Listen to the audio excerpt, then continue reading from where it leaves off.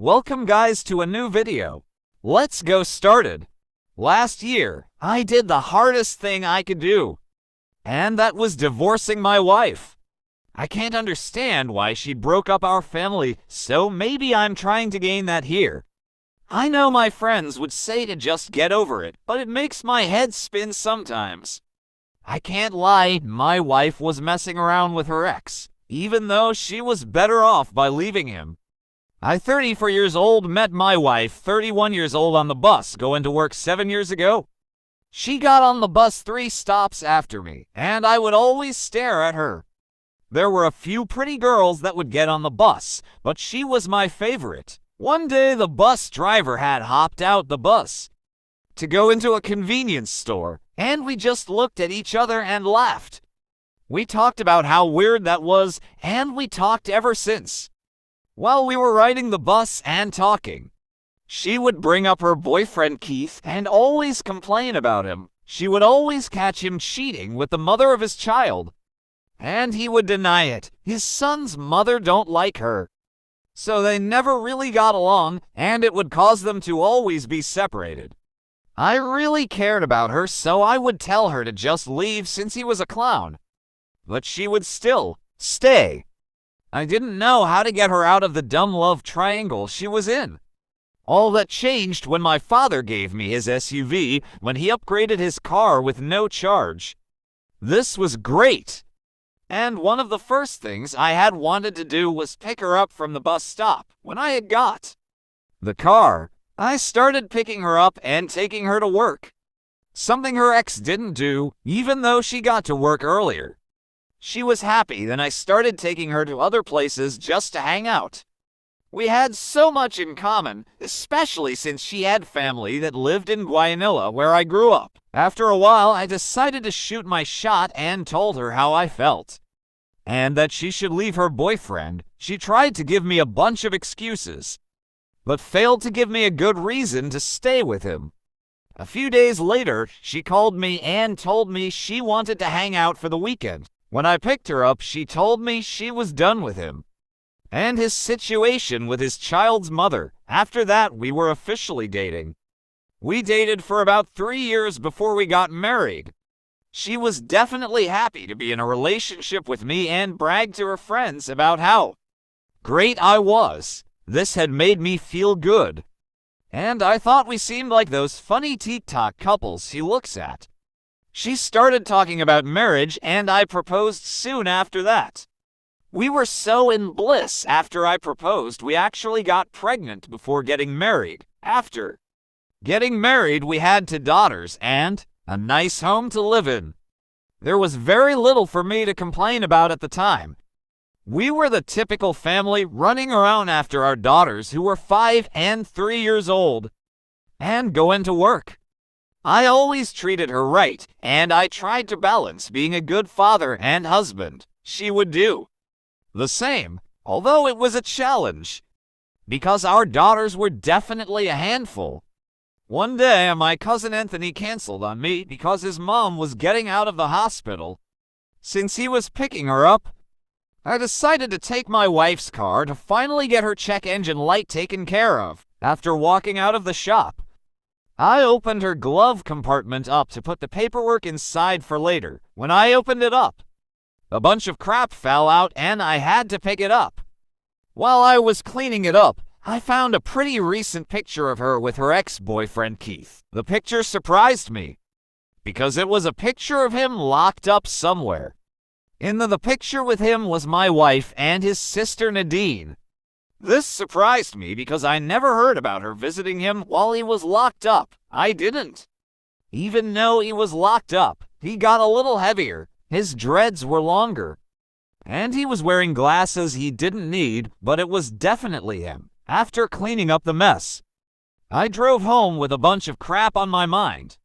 I couldn't understand why she was going to meet him while he was locked up, and why I wasn't told about this. It gave me a sinking suspension about this, especially since it was so hard to get her to leave the love triangle situation she was in.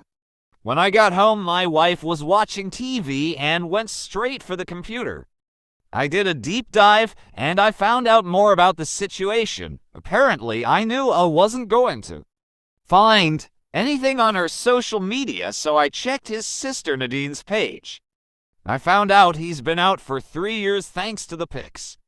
Looking further through Nadine's friends, there were pictures of my wife with Keith and Nadine at a couple places and parties. Seeing this got me emotional, and I had to ask her about it and see what she has to say. I started up a conversation with my wife, and I casually asked, has she heard from Keith? She looked at me confused and had told me she haven't heard from him. I couldn't believe she just lied to me in my face, and I knew I couldn't trust her anymore. When that happened, I started thinking about all the things I should have noticed that was going on. She was gone more often, she stayed up later on the phone, and she avoided romantic gestures towards me. After she lied, I started snooping for some answers to catch her slipping. I took on more responsibility with the kids so that she might use her free time to make a mistake around me. After a few days, she slipped up and told him I was going to be taking my kids to see my parents. After hanging with my kids and my parents, I called the old lady who lived next door and asked did she see somebody come over my house. She said she did a while ago, and it was the same car it usually was. This surprised me because even our neighbor knew Keith was coming over, even though I didn't know everything yet. I still was mad because deep down I knew what was up. When we got back, I asked her did she have any friends over, and she said no, and she just took a nap. This was bullshit, so I was really ready to leave her. That weekend, I made up an excuse to leave the house all day. I told her I was going to take my kids their classmate's house to play, and then I was going to see my cousin Anthony. She was fine with it, and when that Saturday came, I took the kids to the house and hung out at a close restaurant.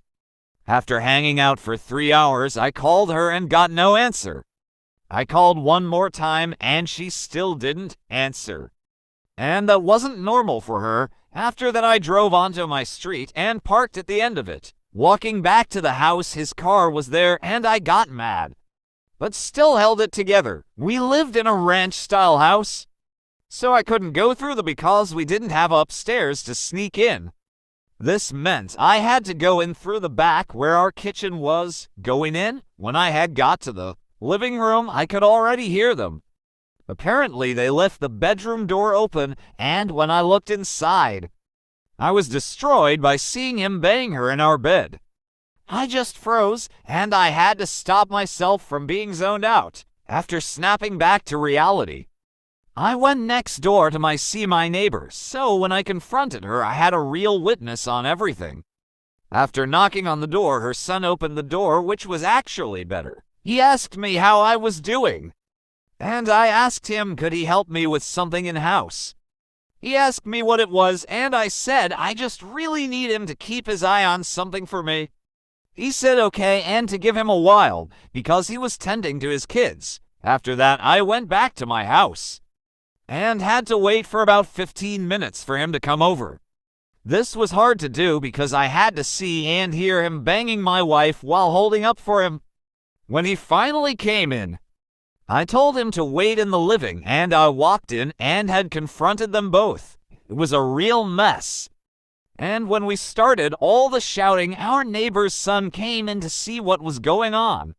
When he came in, Keith thought we were going to jump him, so he hopped out our room window half-dressed. And my wife was embarrassed because she had on nothing but her socks. After shouting I wanted a divorce, she yelled back at me, "F you," and we just left back to my neighbor's house. I thanked him for having my back and apologized that I didn't tell him what was going on. I told him I didn't think he would come over if I told him, and he laughed and said I was right. He said he only intended to bring his kids over to see their grandmother, not all this. When night came, I left to my cousin's house to be with him and his girlfriend. While driving there, my wife had called me to curse me out. I told her I did everything for her, and she disrespected me in the worst way. She had claimed it was my fault, and I tricked her into marrying me and having kids when she wanted to work it out with Keith. When she said that I had no feelings for her, I told her since she regretted having my kids, then she don't have to worry about them anymore. She tried to say that's not what she meant, but I hung up on her. She can say what she wants about me. She can even say she regret marrying me. But I won't allow her to disrespect my kids. When I got to my cousin's house, I told him everything, and him and his girlfriend never left my side. Even through the divorce, I think it brought us even closer. Through the divorce, I ended up getting screwed over hard. Because not only did I have to pay alimony and child support, but she got the kids too. Afterwards, she called me and tried to apologize for what she had said about the kids. She said she loved our daughters and don't regret having them.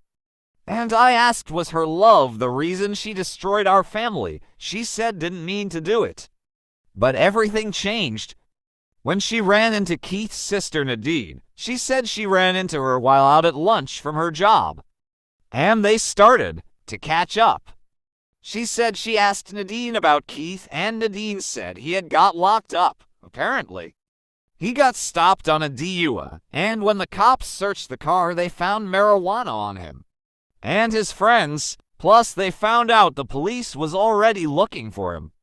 So he ended up getting brought in. After hearing this, my wife felt bad, and Nadine asked her could she help support him while he was in jail, and she agreed. After he made parole, he reconnected with her and apologized for how he treated her.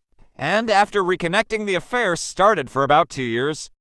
I knew he meant none of it, and recently I heard I was right. A friend of mine told me he ran into a friend of hers and recognized him from hanging with me and my cousin. She asked him how I was, and he said I was good. When he asked her how my ex was, she shook her head and told him she should have just stayed with me. Apparently, he was still messing around with his son's mother, so Keith was banging them both. Hearing this just made me roll my eyes, and I changed the subject. I tried to save her from this stupid love triangle, but she's still falling for the BS.